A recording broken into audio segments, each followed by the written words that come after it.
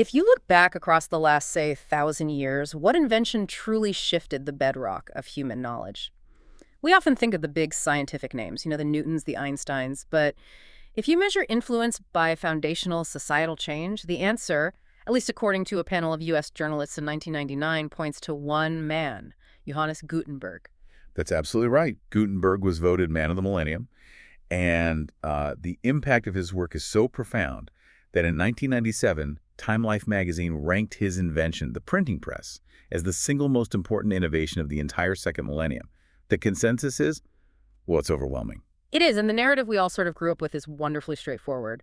Gutenberg, a goldsmith working in Mainz, Germany, invents the printing press around 1440, and instantly history changes. The Renaissance, the Reformation, the Enlightenment, it all just springs from that one moment. That traditional narrative is a great starting point, but it's incomplete. Our mission today, based on the diverse sources you provided, is to look past the myth of the lone genius. We are embarking on a deep dive into the truly complex, surprising, and frankly, global history of the movable type revolution. Okay, let's unpack this. Because the crucial twist, the one our sources really emphasize, is that Gutenberg's brilliance wasn't invention ex nihilo, creating something from absolutely nothing. His genius was in successful system engineering and commercialization. Exactly. He was perfecting and industrializing a technology that had been centuries in the making, building particularly on these sophisticated efforts that were happening in East Asia. Before we go there, we should probably define what we're actually talking about. The core technology here is movable type. Right. It's a system where you have individual characters or glyphs, these small reusable components, and you arrange them into a tight rectangular frame, which is known as a form. And that arrangement lets you print a page quickly, reliably, and then you can just break it all down and reuse the letters for the very next page. And the societal impact of the system that Gutenberg perfected is, well, it's immense. Our sources summarize it pretty clearly. His invention led directly to an information revolution that drove the Renaissance, the Reformation, the Enlightenment, and it fundamentally established the foundation of modern democracy. All of which are deemed structurally and intellectually unimaginable without the mass, affordable spread of literature that followed. It's just a total paradigm shift. It redefined what humanity could know, and maybe more importantly, who could know it. But to trace the roots of that transformation, we can't start in 1440s Mainz. We have to travel across the globe east to examine a history of printing that predates Gutenberg by over 400 years. This is where the story gets really compelling for me, because the innovation base for printing in China existed centuries before Europe even started thinking about mass reproduction. You have to acknowledge the sheer scale of the labor that came before movable type. For sure. When printing started in China, it was dominated by woodblock printing. And you have to picture this. It's carving the entire page, image, and text onto a single massive block of wood. An entire page on one block. One block. The scale of this labor was just staggering. For instance, to produce the Buddhist canon known as the Tripitaka around 971 AD, it required the meticulous carving of over 130,000 separate wood blocks. 130,000 blocks, that's not a quick project. That's an enormous state-funded undertaking, a massive specialized labor force. Absolutely. The entire logic of printing just fundamentally changes when you move from carving a whole page to being able to reuse individual characters. And that critical leap is attributed to a man named Bi Sheng. Right, Bi Sheng. He lived from about 990 to 1051 AD during the Northern Song dynasty, and he's credited with inventing the world's first known movable type system around 1040 AD. And here's a key detail. His materials weren't wood, which was prone to warping, or metal, which was hard to cast consistently back then. He used ceramic materials, specifically baked clay. I find the description of his process, which was detailed by the scholar Shen Kuo, just utterly fascinating. It shows this highly developed technical understanding of what it takes to create a consistent, level printing surface using, these difficult non-metallic materials. Shen Kuo really paints a clear picture. Bi Sheng would prepare an iron frame and place it on an iron plate. And that plate was often coated with a mixture of pine resin, wax, and paper ashes. It was essentially a thermally responsive paste. So like a temporary glue? Exactly. A heat-activated glue. He would then arrange his ceramic types, setting them close together to form the text block. And crucially, the system used heat. That's the key. Yes. The whole assembly would be warmed near a fire until that paste melted slightly. This allowed the types to settle, and then Bi Sheng would use a smooth board, described as a planing tool, to press down hard over the entire surface. Ah, so that's how he got them all level. That's it. That action ensured the tops of all the characters were perfectly level, creating a surface as even as a whetstone. Once the paste cooled, the type block was solid and ready to go. The technical challenge here, which they overcame, was alignment. I mean, if you can't rely on the material itself, like metal, to be perfectly uniform, you have to engineer a way to force that uniformity. The melting paste is a kind of temporary self-leveling agent. Exactly right. And this system was designed for volume. Shen Ku explicitly noted that if you were only printing, say, 2 or 3 copies, this setup was just too laborious. But for printing hundreds or thousands of copies, it was marvelously quick. Which indicates he understood the economy of scale inherent in this technology. Completely. And that speed also came from efficient logistics. Shen Ku mentioned that Bia Sheng always maintained 2 alternate forms at the same time. While one form was being used for printing, the typesetter was already arranging the characters for the next page on the other form. So there was no downtime. Minimal downtime. They could just alternate back and forth, making the whole process highly rapid and continuous. And they even had these ingenious storage solutions, right? Because the Chinese writing system has tens of thousands of characters, organization must have been a nightmare. Paramount. He had many types prepared for frequently used characters, 20 or more for common ones, and he kept them organized by rhyming categories, all stored in these wooden cases. This wasn't just a clever idea, it was a fully realized production system, even if the ceramic type itself was, a bit delicate. So if ceramic proved challenging, the search for a better material continued. This leads us to the evolution into wood and tin type in China. Yep. Around 1298, during the Yuan dynasty, an official named Wang Zhen reinvented movable type. But this time he chose wood.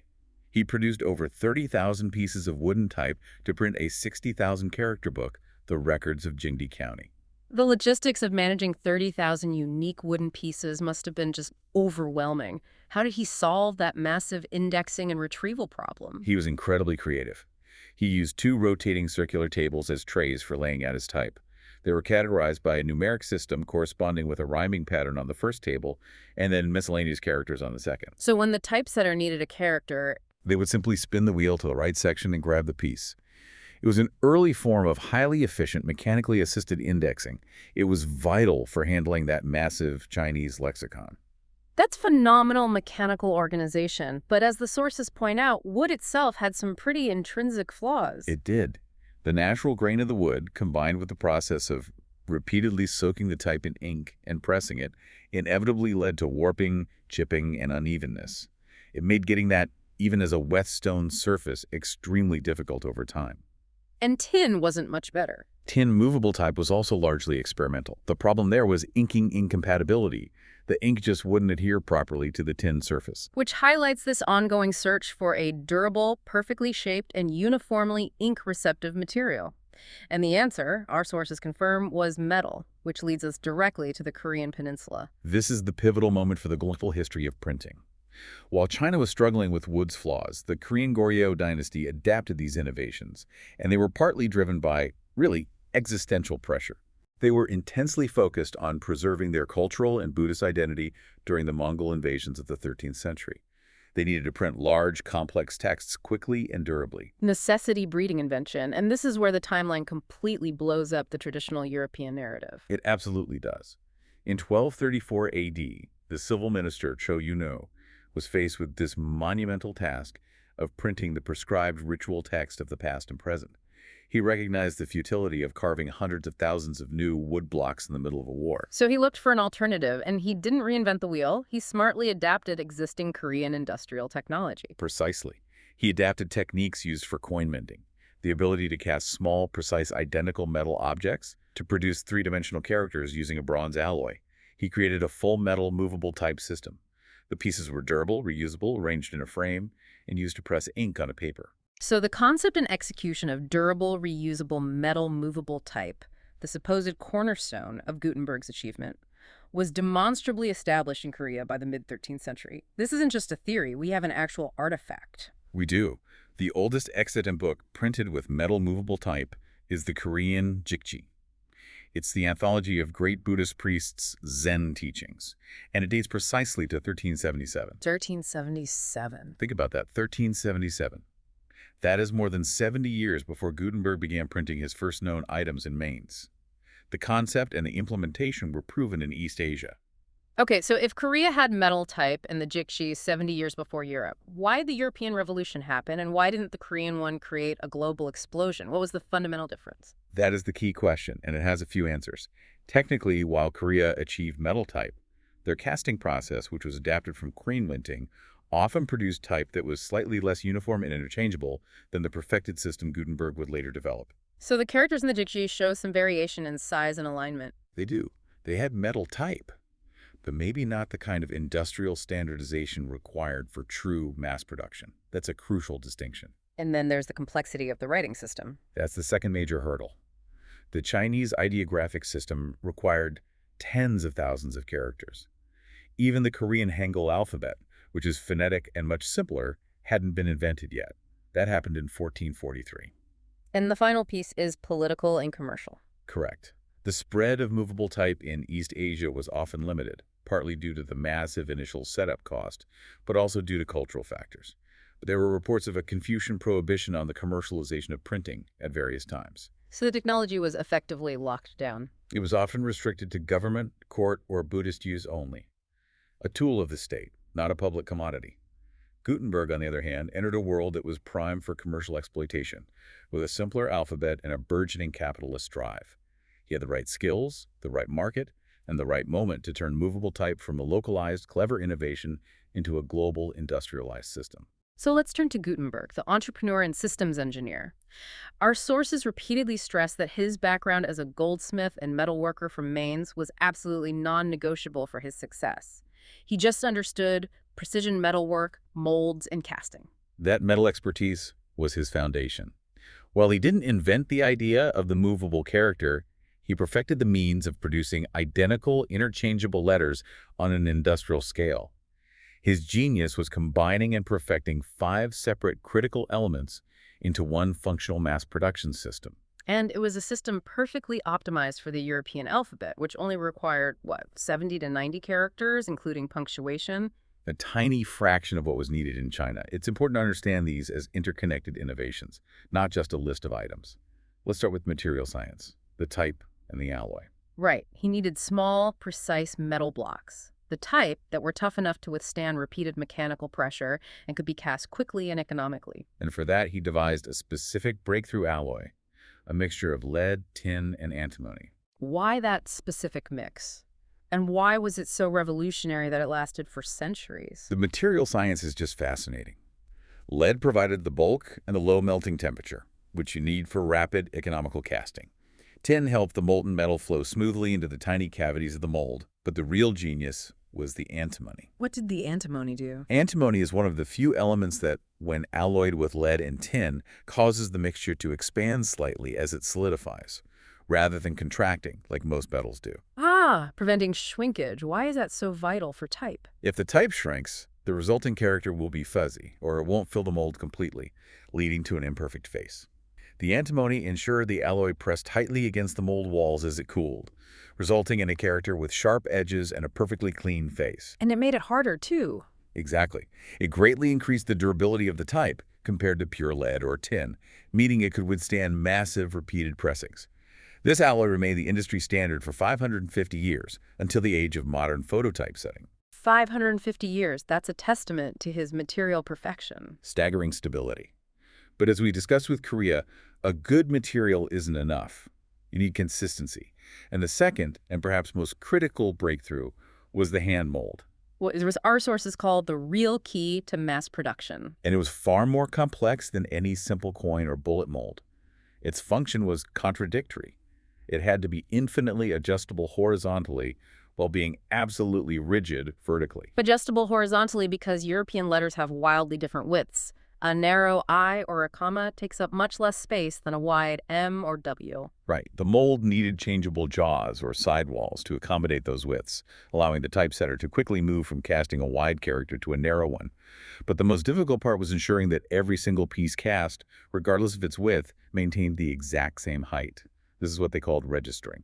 And if the height varied by even a fraction of a millimeter, the type wouldn't sit evenly in the frame. When the press came down, the uneven character would either punch a hole through the paper or, more likely, not receive ink at all. Precision was everything. The hand mold had to quickly open to release the newly cast type, then precisely clamp the flat metal plates, the matrix, in the correct orientation for the next character. This delicate, repeatable, yet adjustable mechanism was revolutionary. And it was fast. Very fast. Once perfected, a skilled type founder could cast a piece of type every 10 to 12 seconds.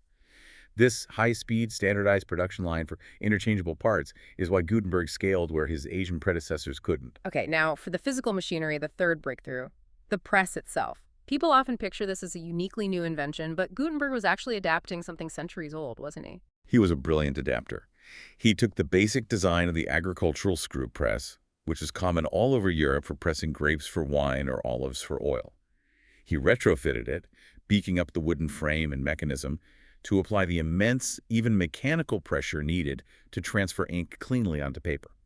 Unlike the hand rubbing used in Asian woodblock printing. Exactly. The screw press ensured uniform pressure across an entire page, which was vital for fine metal type. And that uniform pressure meant he needed a completely different type of ink than what was used traditionally. That's breakthrough number 4. Yes. Traditional Asian printing often used water-based inks, which were thin and easily absorbed by the wood. Water-based ink would just bead up or run off smooth metal type. So Gutenberg had to invent a new recipe. He had to devise a custom, viscous, oil-based ink. This thick, sticky black ink adhered perfectly to the metal type, transferred cleanly under heavy pressure, and stood out sharply against the paper. This custom chemistry was integral to the system's success. And finally, the entire process only works if you have a cheap, plentiful substrate to print on paper. And the timing was perfect. Paper technology, which had originally spread from China through the Islamic world, was becoming increasingly common and cheaper in Europe by the 15th century. It replaced the far more expensive and labor-intensive parchment used for traditional manuscripts. And the cost differential was enormous. Huge. So you have the metal type, the oil ink, the screw press, and the cheaper paper. These 5 components worked in flawless concert as a complete integrated manufacturing process. And the result we celebrate today is the Gutenberg Bible, the 42-line Bible, completed around 1452 to 1454. But his early career wasn't just about printing beautiful religious texts, was it? It was a commercial operation from day one. Absolutely. The Bible was an expensive, high-quality venture, a showcase for the technology, but the immediate business model focused on mass-produced church documents. Gutenberg printed papal letters and 2 different indulgences. Indulgences being these single-sheet documents sold by the church to grant remission of sins. Right. And that's where we see the immediate capitalist potential of the press. Printing immediately turned indulgences into big business for the church and for the printers themselves. Because the speed was the commodity. Imagine hand-copying tens of thousands of these things versus pressing them in an afternoon. 7 editions of just one indulgence style were ordered in rapid succession. As the press spread, you see up to 150,000 copies of a single indulgence edition being printed across Europe. It was the original killer app for the printing press. It's deeply ironic that the man who arguably invented modern industrial capitalism and mass production wasn't a financial success in his own lifetime. What was the core of his financial drama? He was plagued by high debt. He borrowed heavily from a wealthy businessman named Johann Fust. When the venture faced delays, Fust sued him around 1455. The legal records show Fust demanding repayment of a significant sum plus interest. And Gutenberg lost the lawsuit. He did. He was forced to turn over his press, his type, and the remaining stock of Bibles to Fust. So Fust just took over the business. He partnered with Peter Schoeffer, one of Gutenberg's skilled apprentices, to continue the work. Gutenberg had to establish a new print shop with a different backer.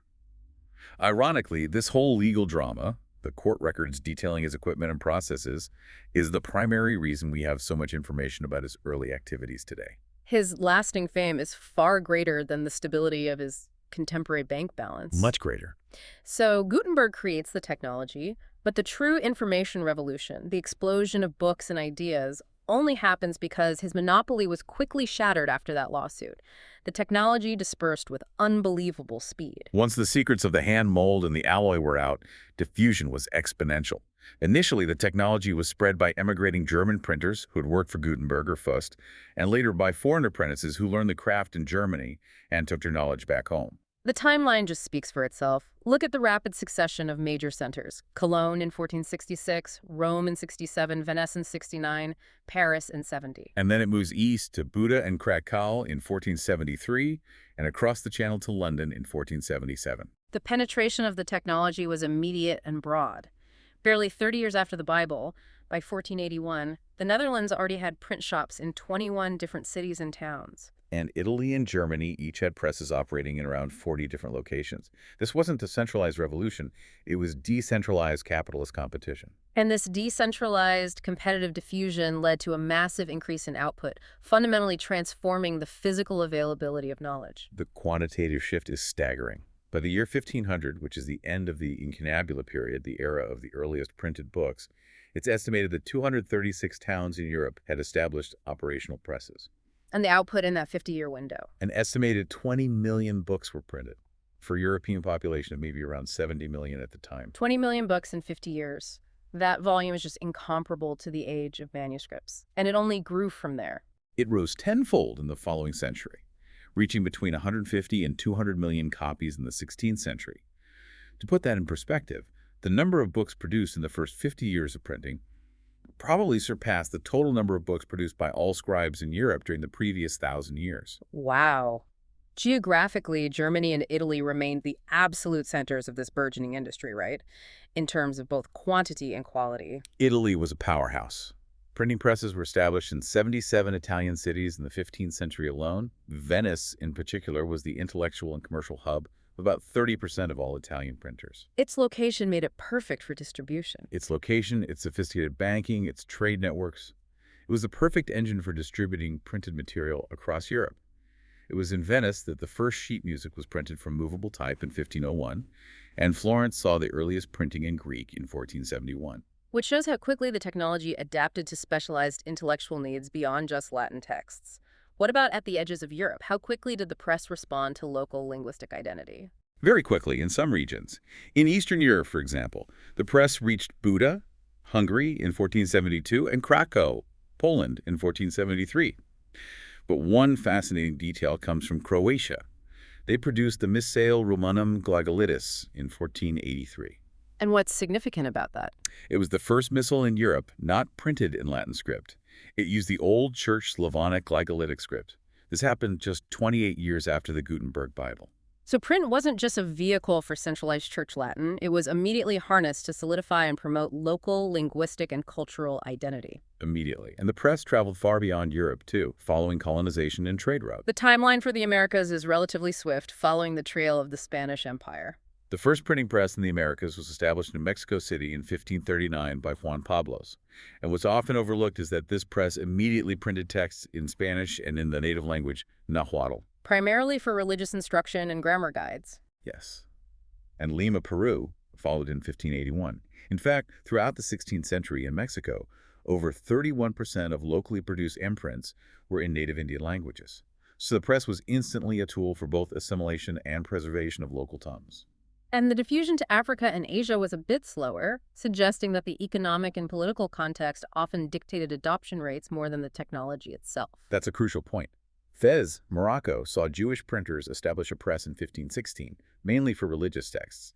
Goa, Portuguese India, was reached by the Jesuits in 1556, again for missionary purposes. Cairo, Egypt, saw a press in 1557. But the most striking example of contextual delay is probably the Ottoman Empire. I mean, we're talking about an information superpower of the time, and yet printing in the Arabic script by Muslims didn't happen until 1729. Nearly 3 centuries after Gutenberg. It's a massive delay. Why? What took so long? It's a complex mix of cultural, religious, and logistical factors. Logistically, the complexity of Arabic script, with all its ligatures and contextual character changes, made designing standardized movable type extremely difficult and costly. And culturally. There was strong resistance from the powerful scribal class. They didn't want to replace the sacred art of calligraphy with mechanized type, especially for religious texts like the Quran. So when a press was finally established in 1729, what was it printing? Crucially, it focused on secular utilitarian works. Things intended to aid the military and administration, historical accounts, maps, technical treatises on navigation. They consciously avoided printing religious texts in Arabic, which eased the opposition. So adoption was highly selective and controlled by political or religious authorities. Exactly. It shows that while the technology was invented for the European alphabet, its diffusion became a global phenomenon, even if it took centuries to complete.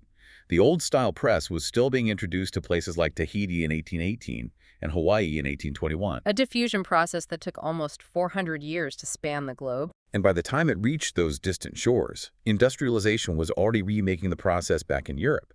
The manual press was being displaced by the steam-powered press in 1812 and the massive rotary press in 1833, fundamentally changing production scale all over again. Now we move to the societal impact, the earthquake this technology unleashed. We're not just talking about having more books, we're talking about a fundamental restructuring of society itself. We've identified 5 pillars of change, and we have to start with the most critical: the democratization of knowledge and the rise of literacy. The core mechanism of change was simple: affordability and accessibility. Because books were faster and cheaper to produce, they migrated out of the exclusive realm of the clergy, the monasteries, and the wealthy elite. Suddenly, knowledge was movable, transportable, and attainable. And the economic data confirms this wasn't a minor change. Our sources point out that the price of books saw a sustained, dramatic decline, dropping by as much as 2/3 between 1450 and 1500. A 2/3 price drop in 50 years That's a revolutionary technological shock today. It immediately changed the economic utility of reading. Before the press, literacy was primarily an elite accomplishment. Afterwards, it became an economically useful skill for merchants, lawyers, administrators. This created a powerful positive feedback loop. Right? A perfect one. More affordable books meant more people could learn to read, which in turn fueled demand for even more books, further driving down prices. Knowledge acquisition shifted from being the exclusive, guarded property of the powerful to an attainable public resource. It fundamentally altered social mobility. Suddenly, your access to knowledge wasn't solely determined by your birthright or your proximity to a monastery. It was determined by your ability to purchase and read a printed book. And that leads directly to the second pillar: the standardization of language and thought, which shaped the foundation of modern national identities. Before the printing press, languages across Europe were, as our sources describe them, a chaotic mess of local dialects. Spelling was inconsistent, grammar was fluid. And a person might struggle to understand a conversation just 100 miles away. But the profit motive changed all that. How so? Printers sought the largest possible audience for their books to maximize profit. They couldn't afford to print different versions for every small dialect. So they standardized spelling, grammar, and vocabulary to appeal to the widest market. And the dialect they chose to print in. The dialect used in print, like the King's English in London or the Parisian French dialect, became the commercial standard, which eventually became the national standard. The economic decisions of profit-seeking printers were inadvertently forging modern national languages. And this standardization also applied to intellectual life. It did. Print created a stable reference point for scholars across the entire continent. For the first time, a student in Oxford and a rival scholar in Rome could be certain they were reading the exact same text by Aristotle or Euclid word for word, page for page. Without the inevitable scribal errors that crept into manuscripts. Exactly. This enabled unified academic, philosophical, and scientific debate, making collective, cumulative knowledge possible on a mass scale. This accumulation and standardization perfectly set the stage for the third pillar: fueling the Renaissance and the scientific revolution. The press became the megaphone for the Renaissance. The rediscovered classical texts from ancient Greece and Rome could be rapidly translated, printed, and disseminated across every major intellectual center. It was mass cultural rediscovery. And for science, this was the moment that truly laid the groundwork for the modern scientific method. It provided the necessary infrastructure. Scientific findings could be published, scrutinized, and replicated by researchers across different countries. Without that, scientific accumulation is nearly impossible. It allowed controversial theories from people like Copernicus or Galileo to be published and debated. Something utterly impossible in the age of restricted, handwritten manuscripts. The press made knowledge cumulative, not isolated. And the fourth pillar is perhaps the most explosive: the engine of the Protestant Reformation and the establishment of the public sphere. The link here is undeniable. Religious upheaval became a mass movement because of the press. When Martin Luther posted his 95 Theses in 1517, printers, seeing an immediate hungry market, eagerly reproduced them. And translated them from Latin into the vernacular. Right, ensuring his ideas spread across the continent with breathtaking speed. It turned a local academic dispute into a continent-wide populist revolution. It democratized faith itself. Absolutely. For the first time, lay people could afford Bibles and read Scripture in their own language, encouraging independent thought and directly challenging the Catholic Church's monopoly on religious interpretation. Literacy wasn't just an economic skill. It became a spiritual necessity. And this political and religious dissent created something entirely new, the public sphere. That's the abstract space where citizens can engage in critical debate, free from the control of the state or the church. The press enabled this by creating the first true mass media pamphlets, news sheets, cheap tracts that allowed people to debate politics publicly. Which gave rise to the concept of public opinion for the first time. And that impulse fueled the later political upheavals of the Enlightenment and the Age of Revolution. Finally, the fifth pillar, the dawn of the knowledge economy and modern capitalism. Printing was, in essence, one of Europe's first true mass production industries. The book trade became an immediate, powerful engine of economic growth. Cities that embraced printing, like Venice, Basel, and Paris, grew faster in population and productivity than those that did not. And this growth was fueled because print diffused economically valuable knowledge that translated directly into productivity gains. What kind of knowledge are we talking about? Everything from specialized merchant handbooks and arithmetic texts that taught compound interest, to accounting manuals detailing double-entry bookkeeping, to technical treatises on mining and navigation. So knowledge moved from cloistered academics into the hands of working professionals. The press didn't just disseminate faith, it disseminated wealth-generating tools. Precisely. It created the entire concept of information as a commodity knowledge that could be sold for profit and used to make more profit. The financial structures of the book trade were themselves capitalist. Right. Publishers faced large initial investments in typesets and paper, requiring them to front capital before selling a single volume. Which established a foundation for modern concepts of financial risk based on intellectual capital and reproducible information. As revolutionary as Gutenberg's system was, the actual mechanics of the craft remained rooted in proprietary manual artistry for centuries. We can't really appreciate the longevity of this technology without understanding the specialized skill involved, particularly in creating the type itself. The creation of the letter forms, the font, was a high art. Early fonts, like the heady dark Gothic script, were initially designed specifically to perfectly duplicate handwriting. They were trying to counterfeit To manuscripts. compete with scribes. Exactly. Later, more readable, rounded italic letter forms appeared in Italy around 1500. But the truly virtuoso skill, the proprietary secret that governed the look of all printed material, was punch cutting.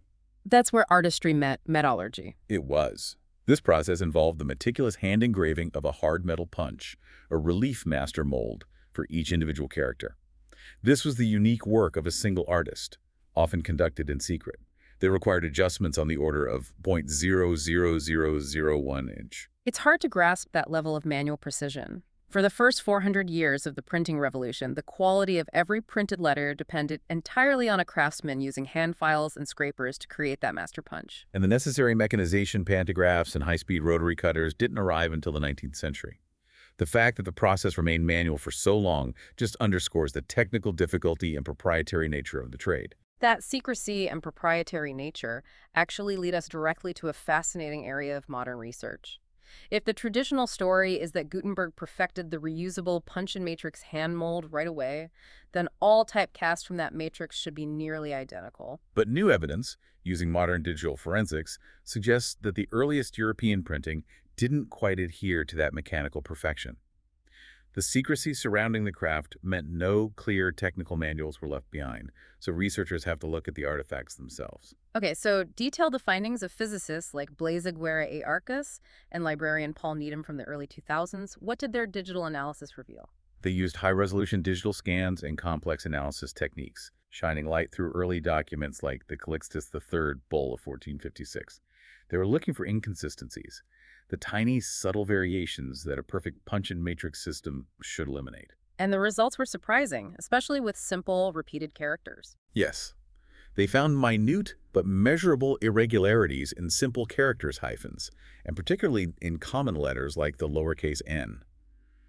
When they digitally superimposed images of the same character from the same document, they found subtle changes in alignment or spacing. Irregularities that can't be explained by simple wear and tear. Exactly. It was visual evidence that these letters were not formed from a single, unchanging punch. So if the type wasn't fully interchangeable or wasn't cast from a single matrix, what is the tentative hypothesis that explains this high variability in the earliest printings? The evidence suggests that the development of movable type in the West may have been progressive rather than a single complete innovation. The earliest phase may have been produced by a more primitive means than the fully realized interchangeable hand mold that Gutenberg is credited with perfecting later. What are those primitive means? One hypothesis, though it's contentious, suggested a form of sand casting, where the mold might have been destroyed with each use, naturally resulting in high variability. A more accepted theory suggests the assembly of letters from separate, smaller component molds or stroke punches. So you'd build a letter from its component parts for each casting. You'd assemble elements like the vertical or horizontal lines of a letter to create a matrix, which would then be slightly different each time it was formed, resulting in the variations we see in the final type. That reframes the entire story of Gutenberg. Instead of stepping onto the stage with a 100% finished, perfect industrial system, he may have developed his system iteratively, maturing the hand mold only after initial attempts using a less standardized method. As one researcher famously put it, the idea that a technology emerges fully formed at the beginning is nuts. It connects his early metalworking skills to his eventual breakthrough. He likely spent years refining the process until the hand mold reached that unparalleled level of precision and interchangeability. And finally, while we celebrate these male inventors and engineers, it is crucial to pull back the curtain and acknowledge the significant, often overlooked role played by women in sustaining the printing industry, particularly in the later centuries. Absolutely. The printing trade, regulated by guilds, often allowed a master printer's widow to immediately continue the business upon her husband's death. This was a relatively rare avenue for female entrepreneurship in early modern society. Where they could legally own and manage significant capital and technical assets. And these women were vital in maintaining the flow of information, particularly during periods of conflict. We see influential examples, particularly in early America, where women were key to the patriot cause. Take Hannah Bunce Watson, who took over the Connecticut Current newspaper after her husband died in 1777. She kept the press running, distributing crucial information during the Revolutionary period, even after a fire destroyed her paper mill. And the skill required wasn't just administrative, it was technical and financial. Indeed. Jane Aitken of Philadelphia, for instance, printed and bound major works, including the first English translation of the Septuagint in the U.S. And Mary Wilkinson Crouch in South Carolina was a prominent patriot publisher, actively using her press to print essays advocating for American independence. These women were not just figureheads, they were entrepreneurs, typesetters, and political actors, demonstrating the skill and business acumen required to sustain this new market for ideas.